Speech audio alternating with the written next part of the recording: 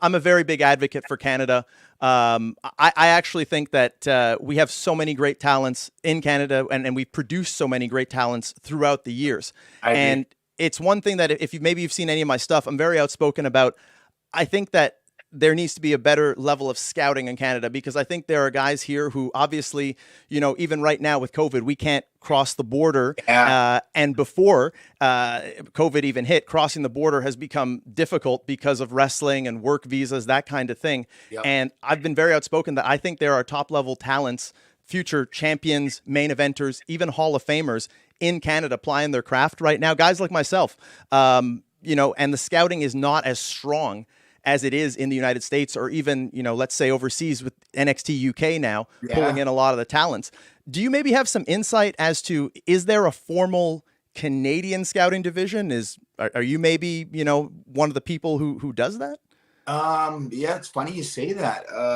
Because you're right. I don't really, I don't know if it's because like we just assume that like Canada and America are just so close in terms of neighbors and stuff that it just like, I don't know if like say for example, the company, if they almost just kind of see it as one. And so there's not like an extensive, like you said, like scouting in Canada, like, and it isn't the same thing as like NXT UK or even,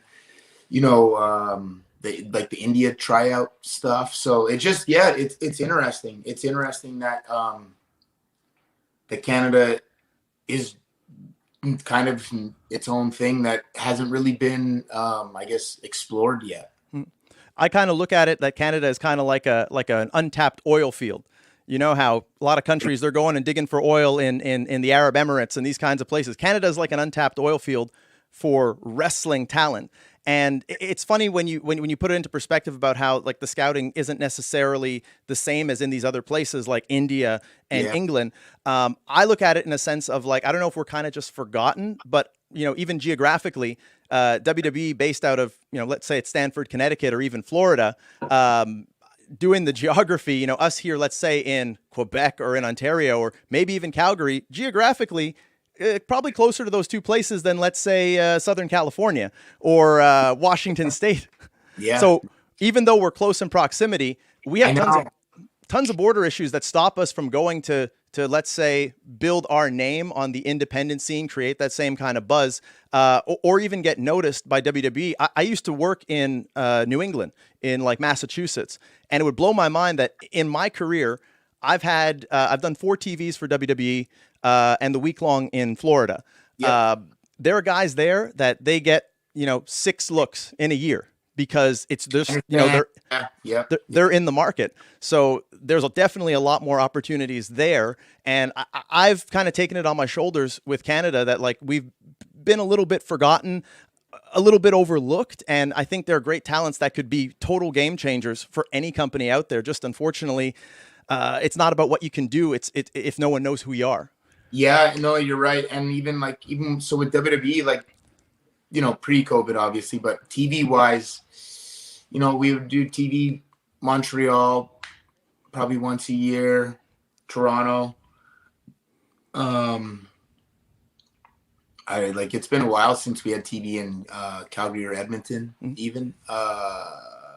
Vancouver may get the odd one. Vancouver, the odd one. There was one last year as a SmackDown. I remember the Sings on 205. Um, there's been a few, but to the point of like, but I mean, every week we're somewhere in the state. We're just an American based It's a global company, but it's American based in terms of the majority of our shows. So like to your point, and crossing that border, people don't realize how, if you haven't done it, how tricky it is. Especially you're trying to build a name in independent wrestling, it can be so hard because all the big name stuff, like when I was coming up, was kind of in that Northeast area, and I live in Western Canada. About almost, in terms of being able to travel by car, you wouldn't need a plane. There's not water to have to get over, but it's almost as far as ways you can get from Calgary to New York in terms of domestically. It's just a far trip, man. Yeah, it just I remember like having the same kind of struggle of trying to get out there, and just there's like I wrestled a bit in Seattle because same thing. It's kind of the closest one, but it didn't have like a big buzz going about it. So it was just kind of me doing my own thing there, which was fun, but it wasn't. It definitely like wasn't on big radars by any means. Yeah.